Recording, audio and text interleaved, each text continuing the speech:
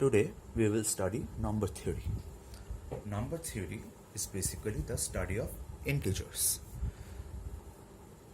We will study various properties of integers. For that we require quite a few theorems.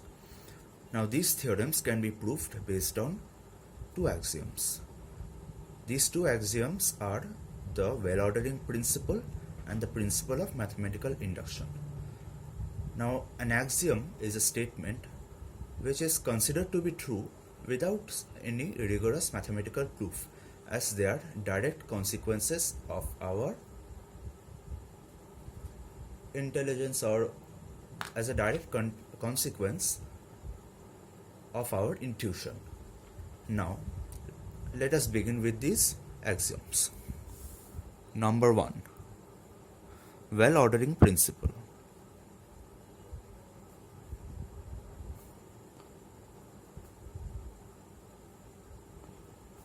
Ordering principle.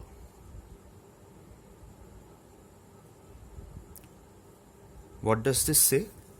This statement says that any non-empty subset of non-negative integers has a smallest element. That is, any non-empty subset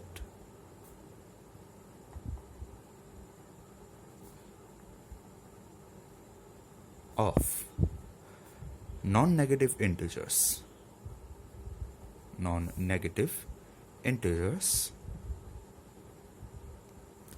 has a smallest element.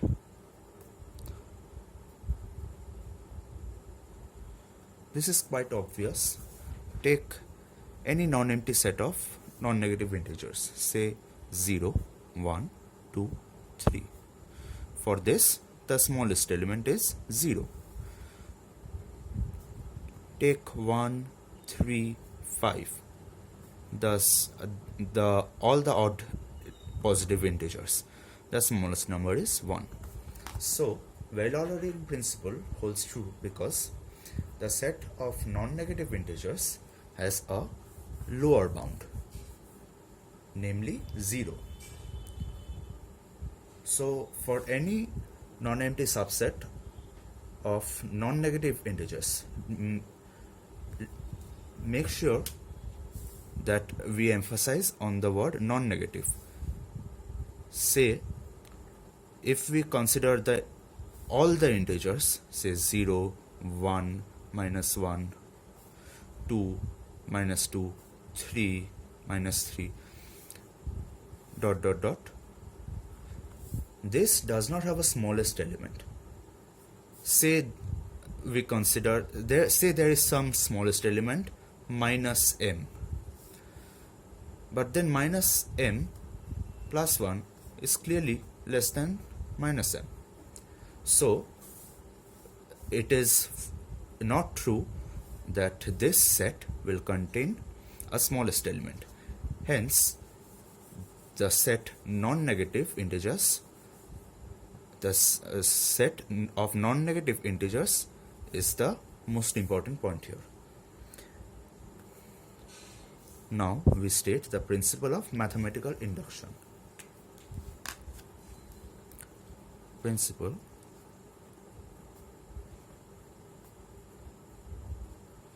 of mathematical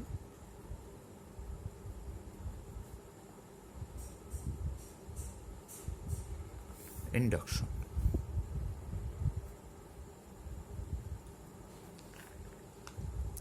What does this say?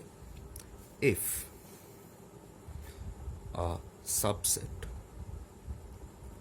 S of positive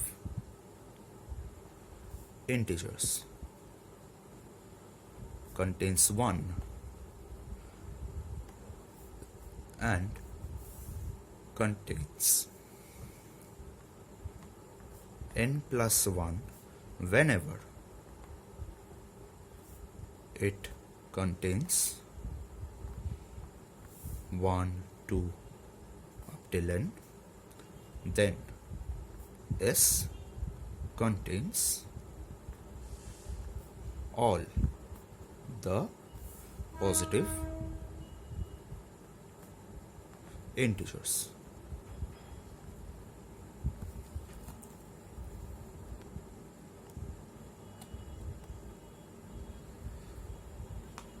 So,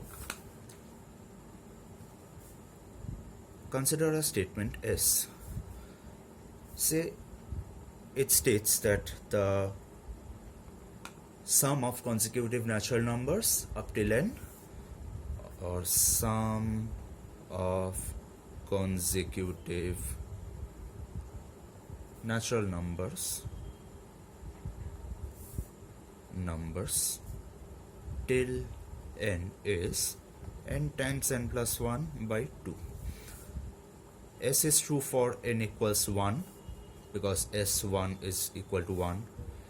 S for n equals 2 is S2 equals 3 equals 2 times 2 plus 1 by 2 equals 1 plus 2. So S is true for 1 and 2. Say S is true for k. That is, we assume that S is true for 3 up till k. That is, when n equals k, the sum of integers up till k is k into k plus 1 by 2. So, S, what will be S? K plus 1. S k plus 1 is 1 plus dot dot dot up till k plus 1. As S for n equals k is this, we have assumed this to be true. So it should be k into k plus 1 by 2 plus k plus 1, which is k plus 1 times k plus 1 plus 1, which is k plus 1 times k plus 2 divided by 2. So S k plus 1 is true, and hence S is true for all positive integers according to our statement. Now let us come to divisibility.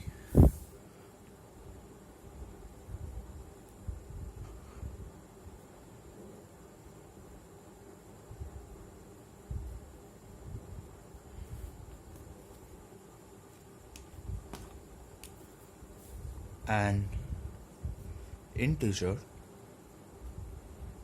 b is said to be divisible by a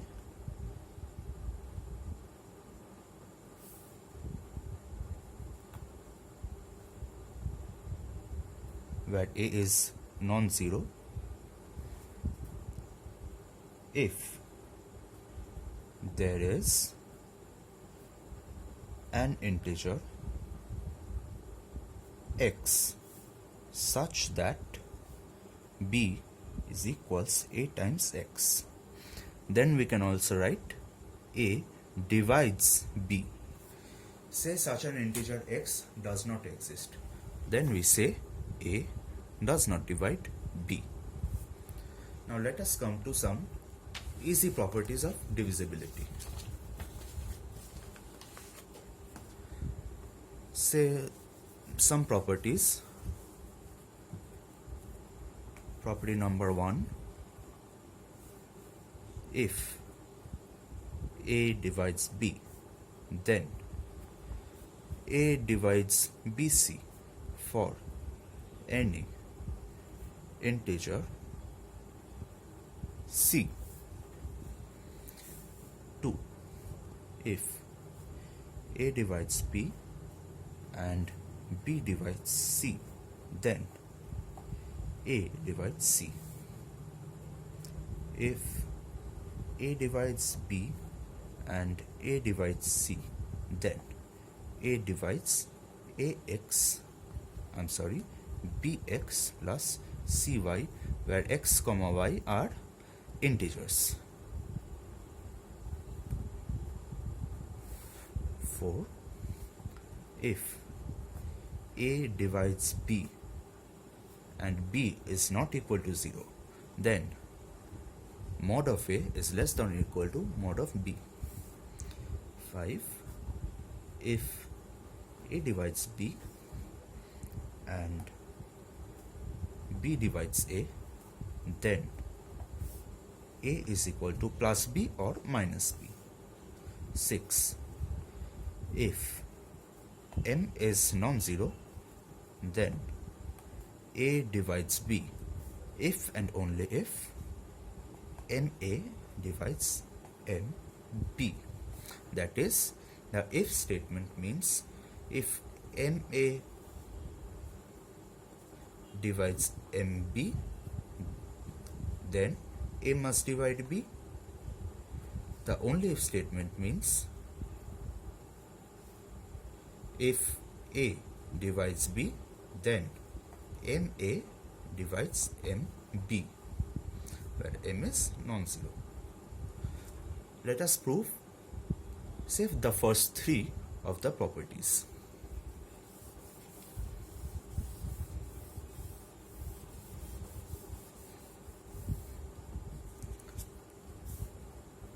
The first proof. What did the statement say? If A divides B, then A divides BC for any integer C. Now A divides B, then B equals AQ for some integer Q. Q is an integer. Then B times C equals AQC, which implies B times C equals A times QC. Now QC is also an integer. So there exists an integer such that BC equal to A times some integer. Then, so according to the definition of divisibility, A divides BC. These are just direct consequences of elementary mathematics that we learn in preschool. Statement 2 said, if A divides B and B divides C, then A divides C. Now A divides B, which implies B equals AQ for some integer Q. B divides C implies C equal to BQ1 for some integer Q.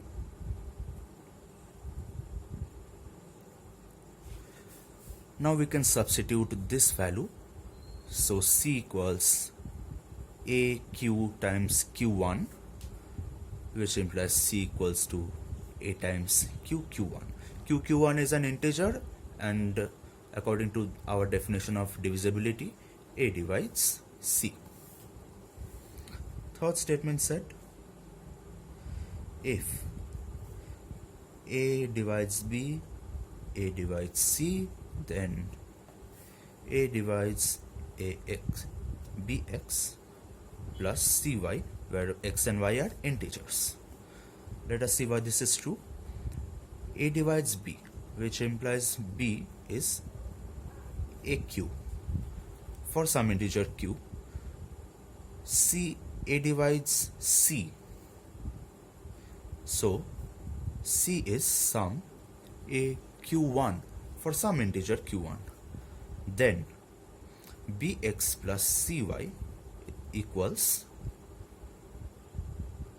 AQX plus AQ1Y, which is again equal to A times QX plus Q1Y. QX plus Q1Y is clearly an integer, so we can write A times some Z. We are writing QX plus Q1Y as Z, and there exists an integer Z such that BX plus CY equal to A times Z, so A divides bx plus cy. We will not prove the remaining statements because they are quite obvious, and the viewer should try to prove them on their own.